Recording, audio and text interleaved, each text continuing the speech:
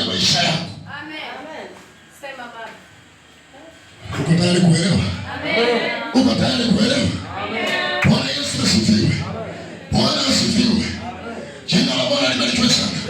Musa alikwenda mlimani akakaa siku 40, anaandaa amri 10. Siku 40 mchana na usiku alikuwa hai.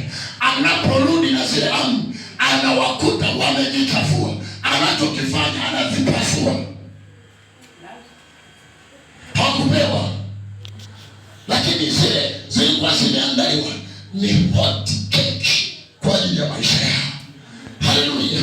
Lakini Mungu anakuja na mpango mzuri juu ya wale wanadamu aliyowatoa Misri. Anaposogea na ule muujiza anakuta wameshajichafua, anazipasua. Basi naona Bwana Yesu asifiwe. Ngoja kwanza, ngoja nisome mstari mmoja kwa Waebrania. Nisome mstari mmoja kwa Waebrania sura ya 3 mstari wa 11. Mmoja tu anasema hivi. Anasema hivi. 3:11 anasema, kama nilivyo hapa kwa hasira yangu hawataingia rahani mwangu. Kwa nini aliapa kwa hasira? Walipokosea anasema niliwaahidi ninakwenda kuwaingiza nchi ya ahadi. Kitabu cha Hesabu sura ya 14 anza na mstari wa 21 mpaka 23.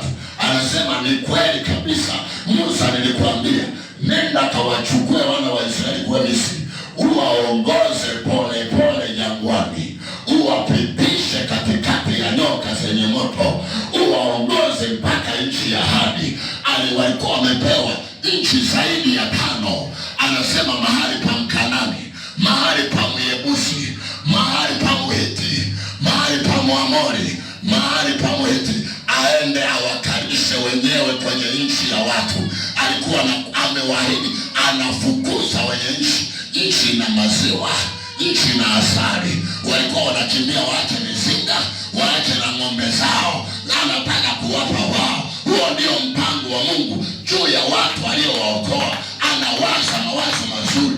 Walipofika njiani, shetani akawaingilia, akaloga akili zao, wakamkosea Mungu. Walipomkosea akasema, ijapokuwa niliwaahidi kwamba wanakwenda kuingia kwenye raha, wanakwenda kuingia kwenye nchi ya ahadi, ijapokuwa niliapa, leo ninaapa nikiwa na hasira. Wow.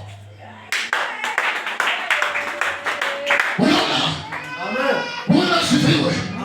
Aliapa Mungu huko anacheka, aliapa huko anafurahi, aliapa huko anashangilia. Ninakuapia Israeli, ninakuapia Israeli, utaingia rahani mwangu, utaingia kwenye nchi ya raha, utaingia kwenye nchi ya ahadi. Ninakuapia Israeli kama wewe alivyokuapia. Anasema ninakuapia Jaki, ninakuapia Juma, ninakuapia Majaliwa, utaingia kwenye raha zangu, utaingia kwenye nchi ya ahadi. Unakwenda kumiliki, unakwenda kutawala. Mungu anakuapia huko anacheka. Ukishaokoka anasema leo ninaapa nikiwa na hasira, hautaingia ule. Bwana Yesu asifiwe. Bwana Yesu asifiwe. Anasema maana ninajua mawazo ninayowawazia. Ninayajua mawazo ninayowawazia ni mawazo ya amani, ni mawazo ya amani, kuwapa matumaini katika siku zenu za mwisho za kukaa hapa duniani. Niwainue, niwabariki, niwafanye kuwa watofauti. Nataka leo mlokole utembee unajua kitu gani kinaharibu mpango wa Mungu juu ya maisha yako. Kukosea kuna kufanya uchelewe kuifikia nchi ya ahadi, kuna kufanya uchelewe kufika Kanaani, kuna kufanya uchelewe. Unakosea mno, unakosea huku unajiona saa nyingine unafanya makusudi, lakini ukishaokoka Bwana anaapa katika furaha, anaapa katika amani. Anasema ninakuapia. Sasa tukisoma pale kwa Waebrania anasema nimeapa hawataingia rahani mwangu. Anaposema rahani maana yake ni hivi: dunia haina raha, uzambi haina raha. Waulize waliowaifanya dhambi haina raha. dhambi ni mateso, dhambi ni shida, lakini ziko raha ndani ya Yesu. Unanyofolewa duniani, unatumbukizwa kwenye raha za Yesu. Unapata raha kwenye sifa, unapata raha kwenye maombi, unapata raha kwenye ndoa, unapata raha kwa watoto, unapata raha kwenye maisha, unapata raha kwenye uchumi. Lakini ya kuingize huko, anasema unachotakiwa wewe shindinde na mpango wa shetani wa kukuharibia kusudi ya Mungu. Amen. Hebu nyosha mkono ili nielewe hata kidogo. Amen. Hamjanielewa. Hamjanielewa. Hamjanielewa. Mwisho wa ibada situtaomba. Situtaomba. Amen. Majibu yanatoka. Amen. Sawa. Amen. Majibu yanatoka.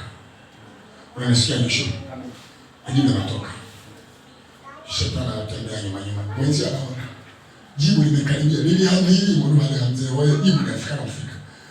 Yeye shetani anakuambia mlikaje. Mlikaje. Alimlikaje. Ukishamaliza tu kumtukana unafuta mpango wa Mungu. Unarudi tena kwenye maombi. Baba. Jibu linatoka. Shetani anakufuata. Anza kumtamani. Wewe mtamani. Angalia vile mzuri. Wewe mtamani tu. Wewe mtamani. Wewe bwana mtamani. Unaanza. Ukishaanza unafuta mpango wa Mungu. Ndio michezo anayocheza shetani, kuwafanya warokole waonekane wana maisha ya ajabu ajabu. Kwa sababu ya mchezo huo, hawana akili ya kuelewa, hawana uwezo wa kufikiri. Yeye wazo lake anasema, mawazo yangu ninayowazia ni mawazo mazuri, ni mawazo ya amani. Sifikirii kuwaoa, sifikirii kuwateketeza, sifikirii kuangamiza. Ninawawazia mazuri, niwape matumaini, niwape matumaini katika siku zenu za mwisho za kukaa hapa duniani. Ninawawazia mawazo mazuri, lakini tabia ya shetani ni kufuta kusudi la Mungu juu ya maisha ya mtu. Amen. Nisikilize. Nisikilize. Nisikilize. Nisikilize. Ukisikia sauti nyingi zinakufuatilia zinazokushawishi ufanye dhambi, ujue Mungu ana mpango mkubwa sana. Amen. Ukisikia sauti nyingi zinakufuatilia, kwa nini unafanya? Mbona wale hata hawafanyi dhambi? Ndio unasikia sauti nyingi zinakufuatilia. Yaani mchana wewe pigana. Mungu ana mpango na wewe. Mungu anataka afanye kazi na wewe. Mungu ana kitu kwa ajili yako, ila wewe huelewi. Amen. Bwana asifiwe. Amen. Bwana Yesu asifiwe. Amen. Bwana asifiwe. Ukisikia sauti nyingi zinakufuatilia, umkose Mungu, ujue hilo ni fungu. Mungu ana mpango na wewe. Bwana Yesu asifiwe. Nisikilize. Sina muda wa kusoma maandiko. Maandiko yanasema Yesu alikuwa amekaa na wanafunzi wake. Petro anaanza kuwafokea wenzake. Petro anawakaribia wenzake. Yesu anamtaja Petro tu. Anamwambia Petro, nisikilize. Shetani amewatafuta watu kama wewe, apate kuwapepeta kama ngano. Anasema lakini mimi nimekuombea imani yako isije ikapindika. Kupitia wewe uwaimarishe ndugu zako. Amen. Kwa nini? Wanafunzi 12, shetani alikuwa anamwandama Petro tu. Alikuwa anamwandama Petro tu. Sikiliza, aliyekata mtu na sikio ni Petro. Aliyetoa sikio la mtu ni Petro jamani. Mnanisikia? Bwana asifiwe. Aliyefokea wenzake ni Petro. Aliyekemewa na Yesu kwamba shetani ni Petro. Aliyemkana Yesu ni Petro. Shetani alikuwa na dini na Petro, maana Yesu alikuwa na mpango mkubwa juu ya maisha ya Petro. Alikuwa na mpango mkubwa juu ya Petro. Alikuwa na mpango mkubwa juu ya maisha ya Petro. Ndio maana shetani alikuwa na madawa. Yesu anafunua siri, anasema Petro, shetani anatafuta watu kama wewe. Hana shida na Yohana. Hana shida na Bartholomayo. Luka wala Marko, ana shida nao, inanena Petro. Maana sikiliza nikwambie, nisikilize kwanza. Yesu kutoka mbinguni amebeba ujumbe wa wokovu juu ya ulimwengu. Haleluya. Stendi ya kwanza ulipotua ni kwa Petro. Dunia. Yesu anaondoka, anaacha kusudi juu ya Petro. Unaona? Yaani kikao kilichokaa mbinguni, wakajadili, wakamwona Petro anavua samaki, akaambiwa nenda kashukie kwa Petro, acha kusudi ndani ya Petro, alafu yaondoka. Kwa kuwa shetani ana macho na anaona na anaelewa, anadili na Petro. Bwana Yesu sisi. Aliyewahi kuzira habari ya kufuatana na Yesu ni Petro.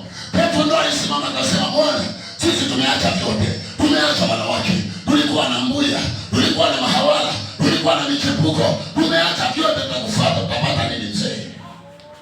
Yesu anawajibu kirahisi, anasema mtapata hapa duniani mara 100, na mbinguni usimamie. Petro hakuridhika. Biblia inasema kutokea hapo Petro akaondoka na kundi la wanafunzi kwenda kuvua samaki usiku kucha. Yesu akabaki peke yake. Unanielewa?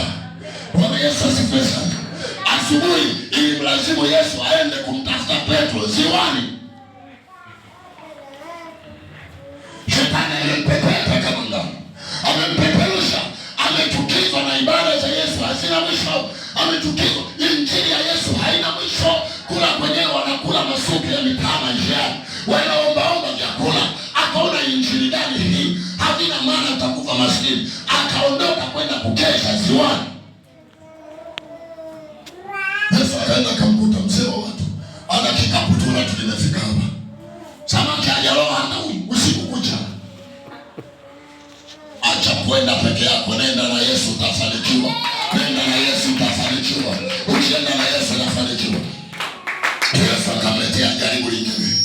Akamwambia Simoni, vyombo vilikuwa vingi. Akamwambia Simoni, sogeza chombo chako pale nipande nihubiri injili. Anamjaribu tena. Anakubali akakisogeza. Yesu ndo unaona Yesu alihubiri habari za mpanzi. Panzi alikwenda akapanda. Nyingine zikaanguka njiani, ndege wakazichukua. Anajua ya kwa Petro imechukuliwa na ndege. Akaongea akamaliza. Akamwita Petro akamwambia Petro, tweka mpaka kilindini ukashushe nyavu, vue samaki. Petro anajieleza. Anasema, Bwana, umefanya kazi ya kuchosha usiku kucha. Utafanya kazi za kuchosha, kaa na Yesu. Usimwache Yesu. Usifanye kazi ya kuchosha. Wewe usimwache Yesu. Anasema tumefanya kazi ya kuchosha usiku kucha na hatujapata chochote. Tatizo walimwacha Yesu. Usimwache Yesu. Acha kuacha ibada wewe. Utafanya makazi ya kuchosha wala hautafanikiwa. Acha kuacha ibada. Eti mimi siwezi kwenda ibadani mara Jumatano, mara Ijumaa, mara kwaya. Utakuwa maskini. Na kuambia hivi, Yesu sio masikini. Anasema ukimfuata yeye ana vyote. Bwana Yesu asifiwe sana. Kamwambia tweka mpaka kilindini, kashushe nyavu. Okay. Petro anajitetea. Akamwambia, mmefanya kazi ya kutosha, mlikuwa peke yenu. Niko mimi Bwana wa mabwana, Mungu wa miungu. Dunia inaumbwa, nilikuwepo. Mimi ni niko ambaye niko. Nilikuwa wa kwanza na nitakuwa wa mwisho. Sina mwingine nyuma yangu. Nimekuambia kashushe nyavu. Alafu najua Yesu alichofanya. Yeye alilala tu. Wewe nenda tu kifika kilindini, shusha nyavu. Aliposhusha nyavu, Biblia inasema nyavu zote zikaanza kukatika. Wakawapungia na washirika wao. Washirika maana yake Petro alichukua na washirika wengine. Akasema ya mambo ya ibada kila siku hatutaki. Akachota na nusu ya kanisa. Akaondoka. Biblia inasema akawaita na washirika, njoni huku kwa Yesu jamani, njoni. Njoni kwa Yesu jamani huku. Yesu kumbe alimtenda miujiza. Nisikilize nikwambie. Walipomaliza kukamata, maandiko yanasema ndipo Petro kwa mara yake ya kwanza akaiona na dhambi yake. Anamwambia, Bwana, ondoka kwangu maana mimi ni mwenye dhambi. Na nikamwambia,